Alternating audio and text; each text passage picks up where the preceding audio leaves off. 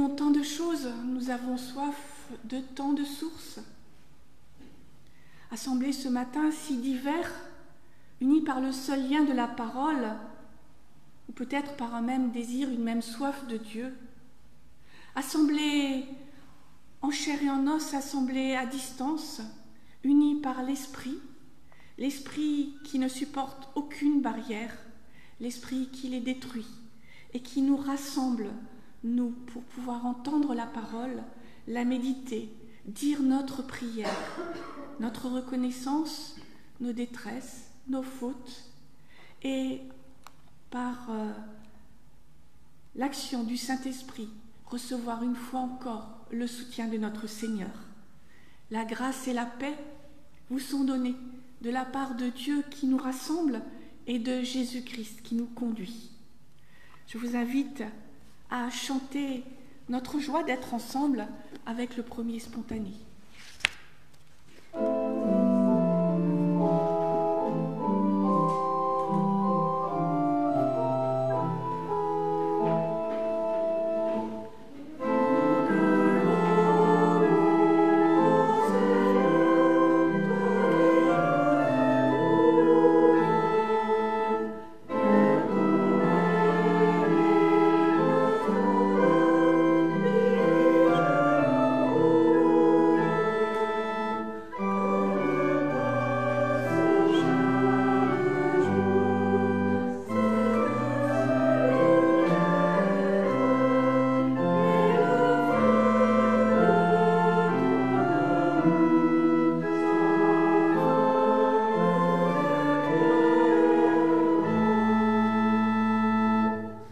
Nous sommes heureux, nous sommes reconnaissants de la présence de Dieu à nos côtés et pour nos frères et sœurs qui nous sont donnés. Remercions Dieu par notre louange. Acclamons le Seigneur, terre entière. Servons le Seigneur avec plaisir. Allons à lui avec des chants de joie. Reconnaissons que le Seigneur est Dieu, c'est lui qui nous a fait et nous sommes à lui. Nous sommes son peuple, son troupeau. Allons dans sa maison lui rendre grâce, allons dans sa demeure chanter ses louanges, rendons-lui grâce et bénissons son nom. Oui, le Seigneur est bon, éternel est son amour, et sa fidélité demeure à jamais. Amen. Je vous invite à poursuivre notre louange avec le cantique 243.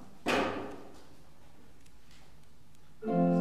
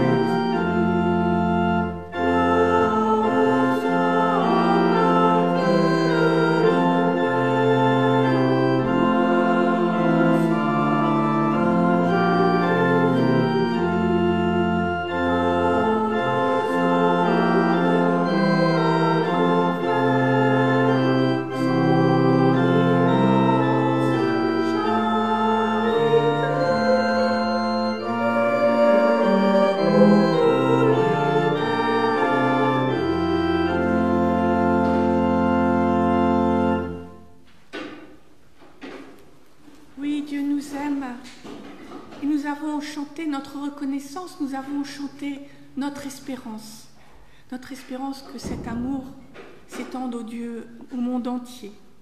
Écoutons à présent la loi que Dieu nous a donnée, qui nous a donné comme chemin de liberté.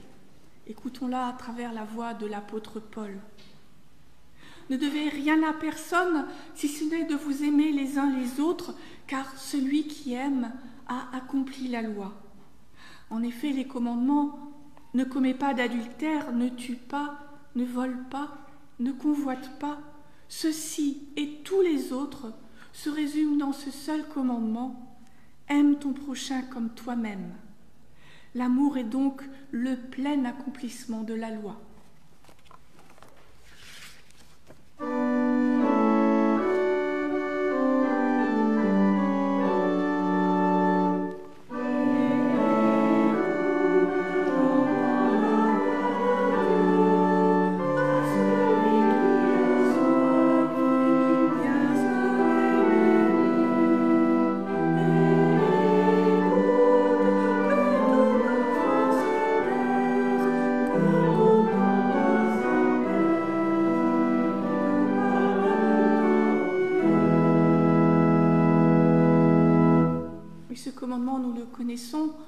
Il fait sens dans nos vies et pourtant nous n'arrivons pas à marcher sur ce chemin tous les jours comme Dieu le souhaite pour notre bien. Nous prions. Ô Père, ta joie éclate dans ta création et nous ne la voyons pas. Ton Fils vient parmi nous et nous ne le recevons pas. Ton esprit souffle sur nous et nous ne l'entendons pas. Tu nous parles et nous ne répondons pas. Tu nous aimes et nous ne voulons pas le savoir. Tu nous sauves et cela nous importe peu. Tu nous as donné des frères et sœurs à aimer et nous leur sommes indifférents. Nous voici maintenant devant toi tels que nous sommes. Aide-nous à saisir ton pardon et à accepter cette libération, à vivre dans ta joie avec et pour nos frères et sœurs. Nous te le demandons au nom de Jésus-Christ, notre Seigneur. Amen.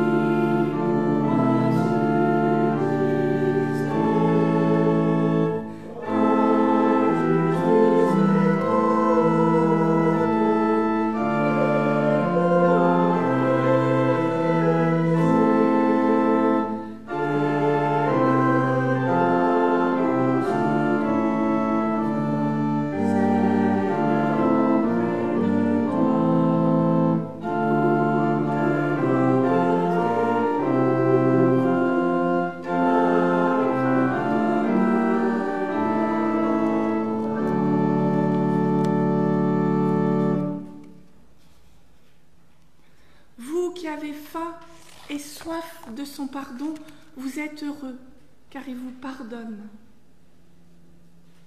Vous qui avez faim et soif de sa présence, vous êtes heureux, car il vient demeurer en vous, vous fortifier et vous guider. Vous qui avez faim et soif d'amour, vous êtes heureux, car notre Père nous aime en Jésus-Christ. Amen. Je vous invite à vous lever pour chanter notre reconnaissance.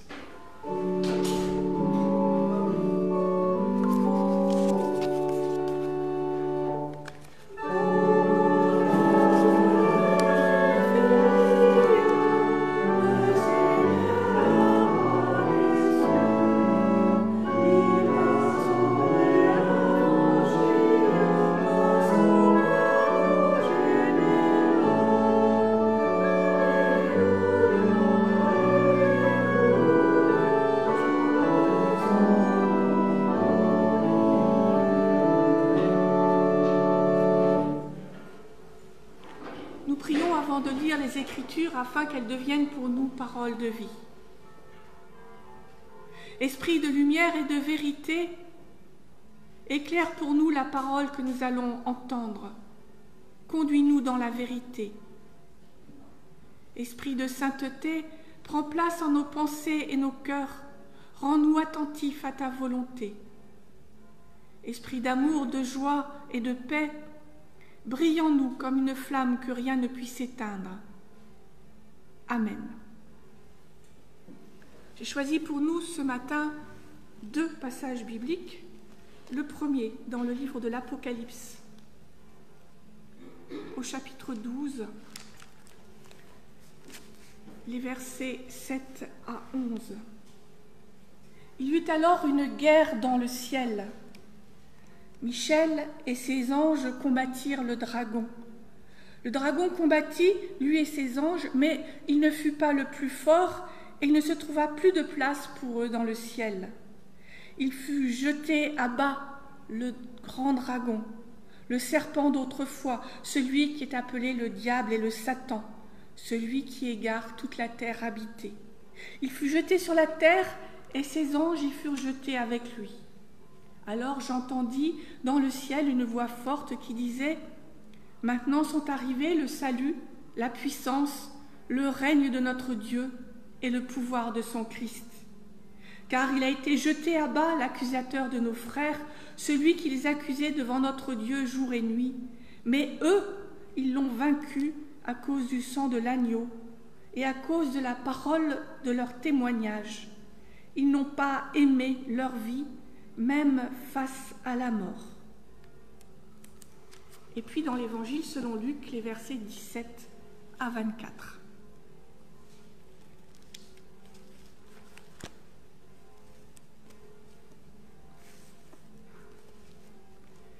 Les 72 revinrent avec joie et dirent « Seigneur, même les démons nous sont soumis par ton nom. » Il leur dit « J'ai vu le Satan tomber du ciel comme un éclair. Je vous ai donné l'autorité pour marcher sur les serpents et les scorpions et sur toute la puissance de l'ennemi, et rien ne pourra vous faire du mal. Cependant, ne vous réjouissez pas de ce que les esprits vous sont soumis, mais réjouissez-vous de ce que vos noms sont inscrits dans les cieux. » À ce moment même, il fut transporté d'allégresse sous l'action de l'Esprit Saint et il dit « Je te célèbre, Père, Seigneur du ciel et de la terre, parce que tu as caché ces choses aux sages et aux gens intelligents et que tu les as révélées aux tout petits. Oui, Père, parce que tel a été ton bon plaisir. Tout m'a été remis par mon Père, et personne ne sait qui est le Fils sinon le Père, ni qui est le Père sinon le Fils, et celui à qui le Fils décide de le révéler. » Se tournant vers les disciples, il leur dit en privé « Heureux les yeux qui voient ce que vous voyez. Car je vous dis que beaucoup de prophètes et de rois ont voulu voir ce que vous regardez, et ils ne l'ont pas vu. Ils ont voulu entendre ce que vous entendez, et ils ne l'ont pas entendu. » Seigneur, ta parole est vérité. Sanctifie-nous par ta vérité. Amen. Je vous invite à chanter le cantique 544. 544.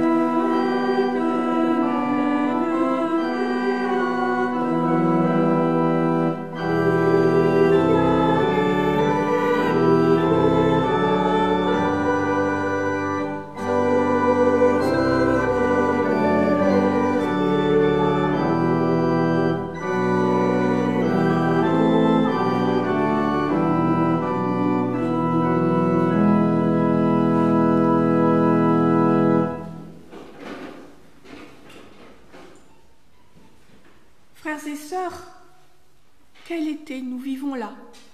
Nous venons déjà de vivre une année difficile faite de contraintes et de manque. Manque de contact, de convivialité, de communion.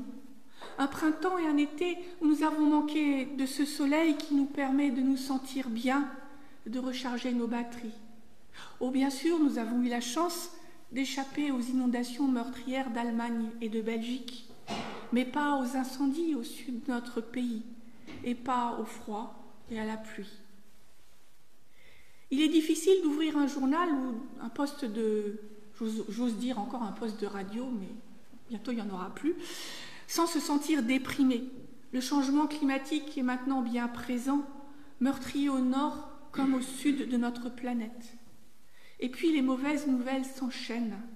Tremblement de terre épouvantable en Haïti, déjà tellement meurtri, où il est difficile, voire impossible, de porter un secours efficace aux populations, tellement le chaos règne et tellement il n'y a plus de gouvernement qui puisse organiser les choses. Le variant Delta fait reculer le jour où tout sera comme avant. La prise de pouvoir des talibans est accablante pour tous ceux qui sont sensibles à la condition des femmes dans le monde et aux droits humains. Bref, où est-ce que je vais trouver une bonne nouvelle? Alors je me souviens de mes lectures d'été, de mes visites non pas des uns et des autres, mais de mes visites touristiques.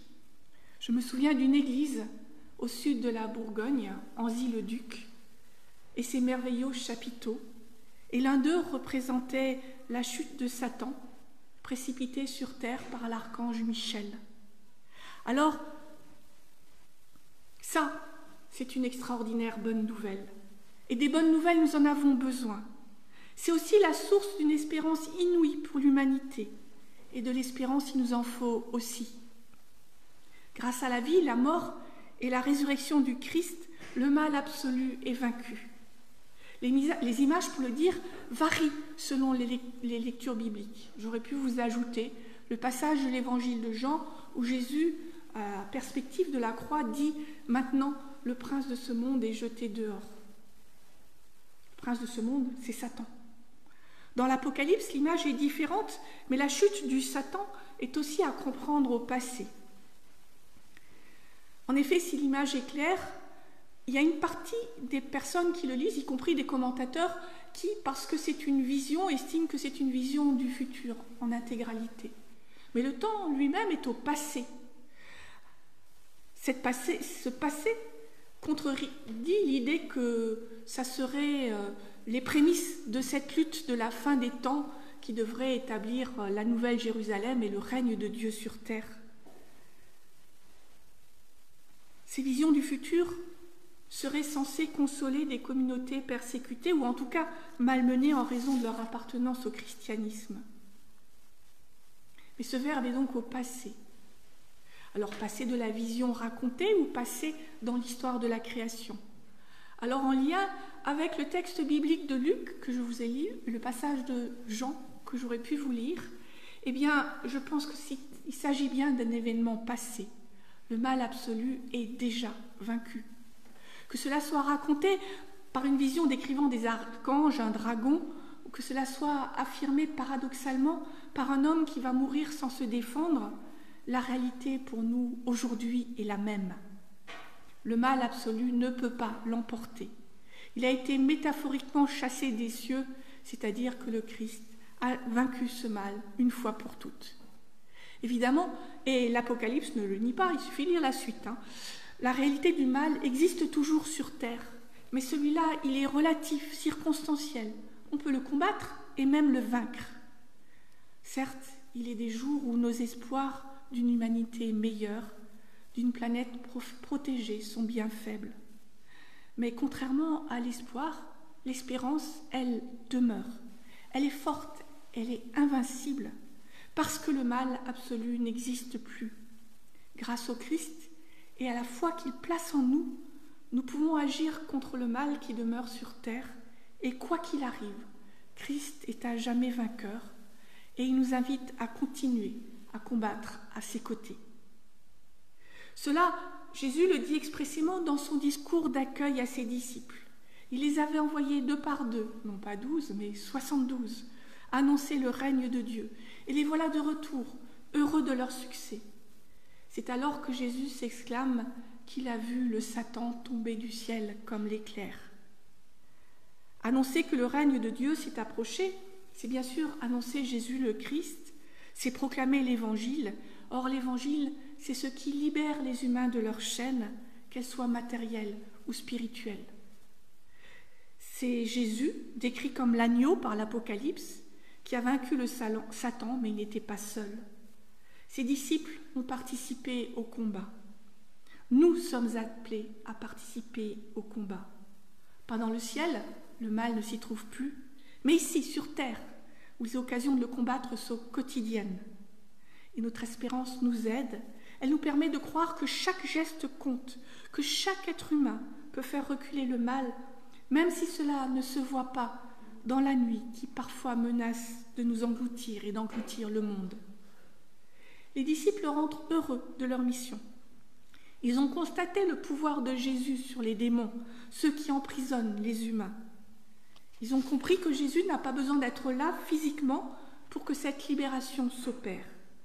Ils savent maintenant qu'eux aussi peuvent proposer l'évangile libérateur. Alors Jésus leur explique que c'est possible parce que le mal absolu est vaincu, Satan est tombé du ciel pour toujours. Et chaque fois qu'un humain lutte contre le mal, il rappelle que ce dernier n'est plus dans le ciel, entre guillemets, c'est-à-dire qu'il n'a plus aucune chance de gagner dans un combat ultime contre Dieu. Ce combat-là est déjà gagné. Et qui donc l'a gagné? L'Apocalypse utilise des images. L'agneau, c'est le Christ, bien entendu. Mais qui a fait tomber Satan et ses anges grâce à la présence de l'agneau? L'archange et ses troupes, ou ses frères qui n'ont pas eu peur de la mort et qui ont témoigné? Ce n'est pas si clair. Qui sont ces frères? Pas les anges, puisque les anges ne meurent pas. Il ne reste que les croyants, ceux qui ont résisté au mal et affirmé leur foi. Donc l'archange a jeté Satan sur la terre avec l'aide des frères qui sont témoins. Luc parle des 72, l'Apocalypse des témoins, mais au fond ça revient au même. Dans le combat cosmique qui a déjà eu lieu, Dieu a agi par l'intermédiaire de son Fils et des humains ont contribué à sa victoire. D'ailleurs, réfléchissons un peu. Ceux qui ont placé leur confiance en Jésus de Nazareth, qui l'ont accompagné, qui l'ont soutenu, ceux qui ont tenu bon, choisissant le chemin du royaume, même si cela mettait leur vie en jeu, ceux-là ont soutenu cet homme dans sa mission. Cependant, le visionnaire avertit, le mal a perdu la bataille contre Dieu, mais il demeure sur terre et continue à sévir. Et cela, nous pouvons le constater tous les jours. J'ai énuméré les grands maux de l'été, mais il y a aussi le mal ordinaire. Par exemple, celui de la langue qui critique ou injurie, celui de l'indifférence qui nous fait ignorer les besoins de ceux qui croisent nos routes. Le mal n'est pas toujours à l'extérieur de nous, loin s'en faut. Et comme les talibans ou les climato-sceptiques, nous trouvons des justifications. Nous obéissons à Dieu qui nous a dit que nous étions les maîtres du monde. Ou bien l'autre est mauvais. La Bible nous donne tous les droits sur la nature. Et même ceux qui sont convaincus du juste combat à mener justifient leurs écarts. Les autres polluent tellement plus que moi. Nous ne pouvons pas nous mêler des autres cultures.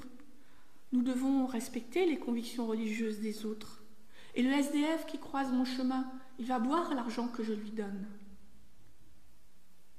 Alors, comment oserions-nous prendre la béatitude de Jésus pour nous? Comment nous comparer à ces témoins fidèles jusqu'à la mort, à ces hommes et ces femmes qui sont partis de par deux annoncer la nouvelle dans un monde dangereux et hostile? Alors, deuxième bonne nouvelle, c'est que quand on y réfléchit, ils n'étaient pas parfaits, ces 72 et ces témoins fidèles. Les 72, en tout cas, les hommes, parmi les 72, ont abandonné Jésus à la croix. Et puis les autres, les témoins fidèles, ceux qui sont venus après, ils ont effacé la place des femmes auprès de Jésus dans leurs écrits. Alors la preuve, elle est dans le texte. Ce sont des frères qui sont fidèles, pas des frères et sœurs.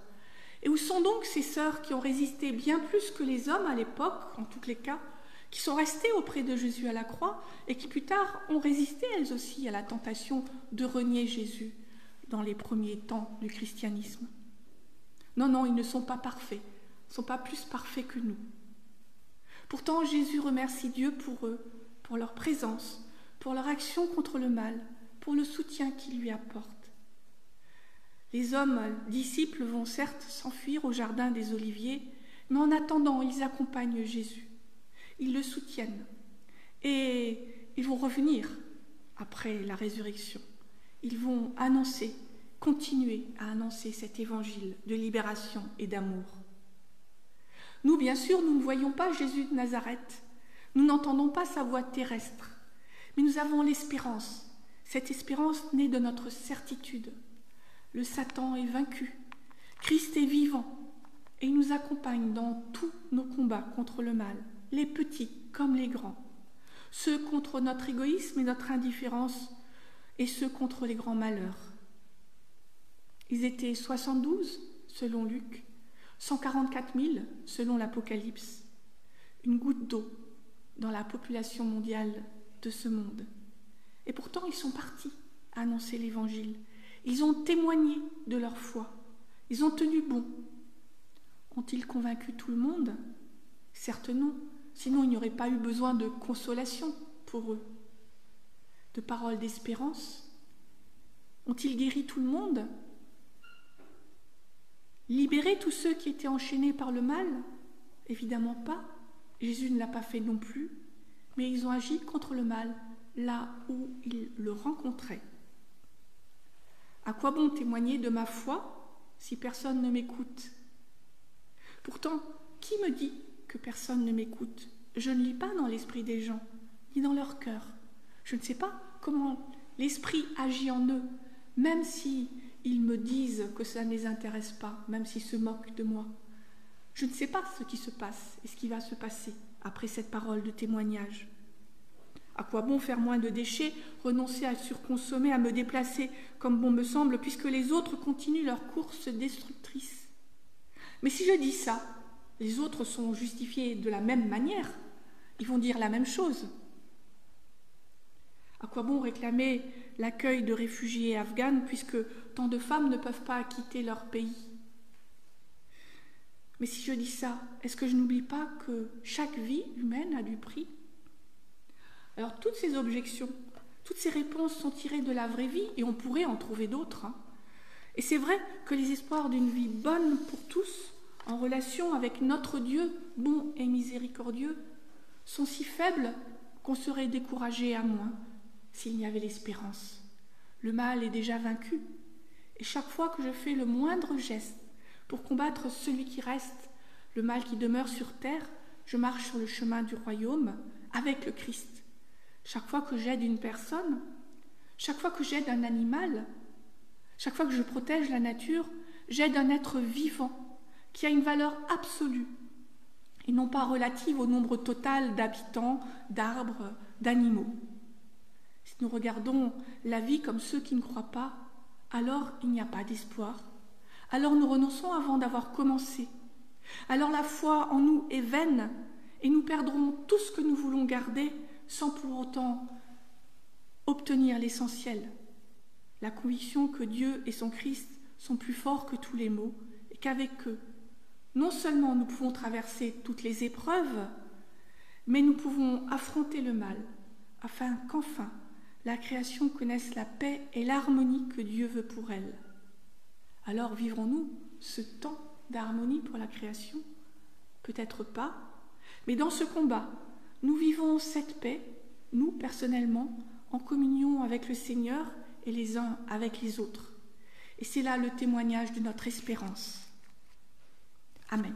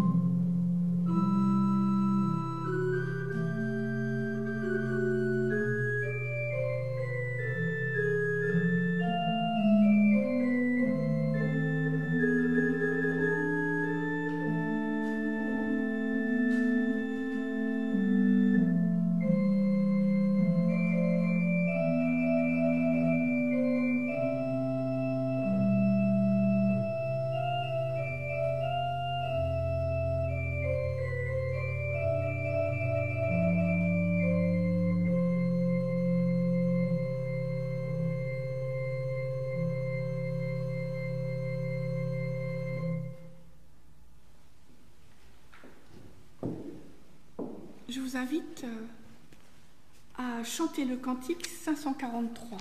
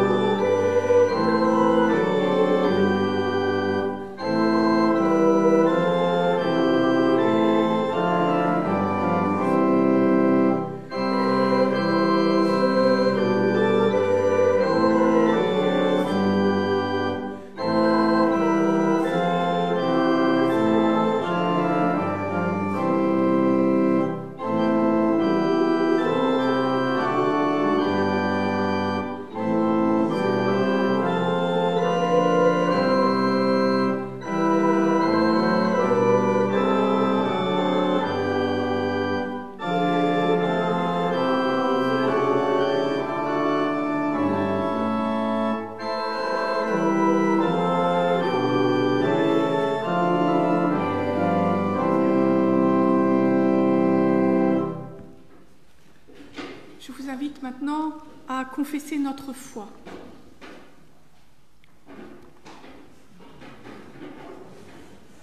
Nous croyons en Jésus-Christ, le Fils unique de Dieu, qui s'est fait homme pour que nous ayons pardon, joie et salut. Il a proclamé inlassablement la bonne nouvelle du royaume de Dieu. Nous croyons qu'il est mort et ressuscité pour nous donner la victoire sur la mort et l'assurance de notre résurrection. Nous croyons qu'il viendra dans la puissance et la gloire, comme il est venu dans la faiblesse et dans l'humilité. Par lui, nous croyons en Dieu notre Père, qui nous prend pour ses enfants et qui nous aime comme il aime le Christ. Nous croyons en l'Esprit Saint, qui agit en notre esprit et nous atteste que nous sommes enfants de Dieu, qui guide l'Église par sa parole et nous révèle la gloire de Jésus-Christ. Nous croyons l'Église universelle, visible et invisible, pécheresse et pardonnée. Nous croyons que nous sommes tous liés au Christ. Nous croyons que le royaume de Dieu est notre commune espérance. Amen.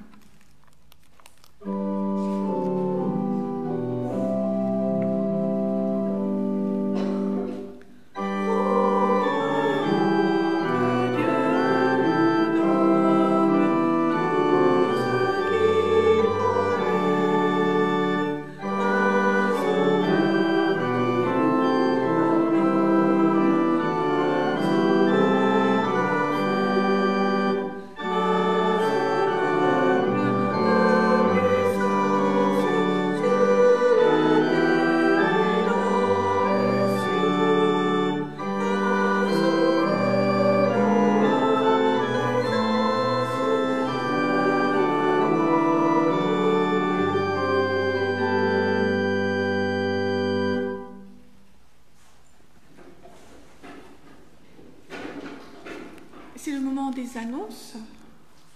C'est la rentrée scolaire la semaine prochaine, donc nous reprenons nos activités. Alors nous ne les reprenons pas tout à fait selon le rythme habituel au niveau des dates, donc je vous invite à regarder votre Parlons-nous pour le groupe Zoom, les femmes dans la Bible, et pour le groupe du jeudi. Les dates ne sont pas celles de d'habitude. Ça sera le 2e du mois pour les femmes dans la Bible et le 3e pour la Bible mode d'emploi. Je vous ai envoyé un mail pour vous annoncer le décès du général Ponce, qui a été un certain nombre d'années paroissien de Rambouillet et qui ne l'était plus pour des questions de santé, tout simplement. Donc les obsèques seront célébrées ici mercredi à 10h. J'en profite pour demander que quelques personnes restent pour plier les tables, parce que la famille ne sait pas combien de personnes va venir, parce qu'il était très actif dans la cité pendant de nombreuses années. Je crois que c'est tout pour le moment. Simplement par rapport au Parlons-nous, Martine Durin était censée assurer le culte du 12 et elle est toujours en rééducation. Alors la rééducation se passe bien, elle va probablement très rapidement maintenant rentrer chez elle pour avoir une kiné de ville, on va dire, mais elle n'est pas en état pour assurer ce culte, donc c'est Catherine Bianchi qui viendra l'assurer. C'est à présent le temps de l'offrande, que chacun donne selon ce que son cœur lui dicte.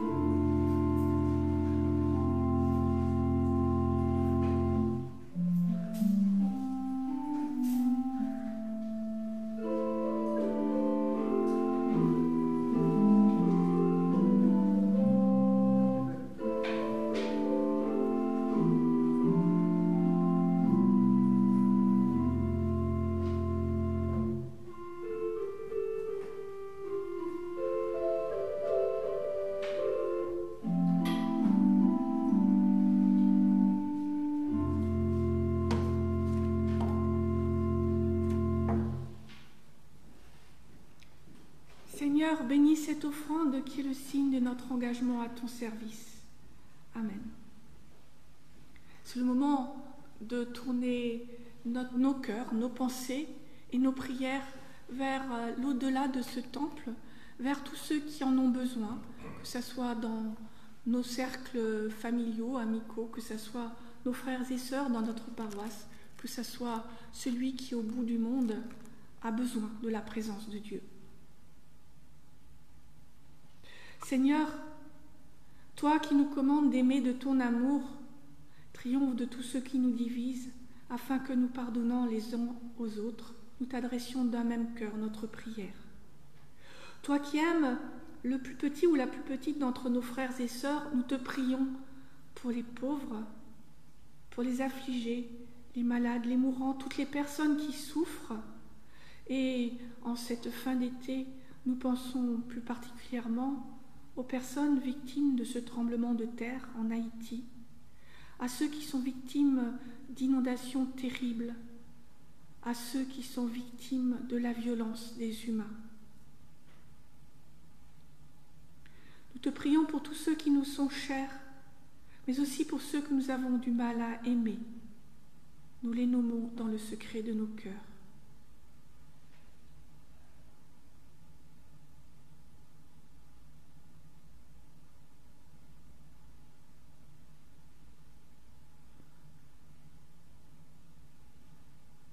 Nous te prions pour notre pays et pour toutes les nations, pour les responsables des peuples, afin qu'ils procurent à tous la paix, la justice et la liberté. Veille sur ton Église. Fortifie sa foi, son espérance et son amour pour chacun. Libère-la de ses compromissions. Donne-lui la force de chanter tes louanges, de chercher la fraternité, de combattre pour la justice. Veuille te servir de nous, Seigneur. Nous voici pour accomplir ta volonté. Et nous disons en communion avec les croyants du monde entier, Notre Père qui es aux cieux, que ton nom soit sanctifié, que ton règne vienne, que ta volonté soit faite sur la terre comme au ciel. Donne-nous aujourd'hui notre pain de ce jour. Pardonne-nous nos offenses, comme nous pardonnons aussi à ceux qui nous ont offensés. Et ne nous laisse pas entrer en tentation, mais délivre-nous du mal, car c'est à toi qu'appartiennent le règne, la puissance et la gloire au siècle des siècles. Amen. Je vous invite à vous lever. Le mal absolu est vaincu par le Christ. Avec son aide, nous pouvons lutter contre tous les maux de la terre et nous rapprocher de son royaume. Le Seigneur, Père, Fils et Saint-Esprit, vous bénit et vous garde. Il tourne sa face vers vous et vous donne son amour, sa force et sa paix. Amen.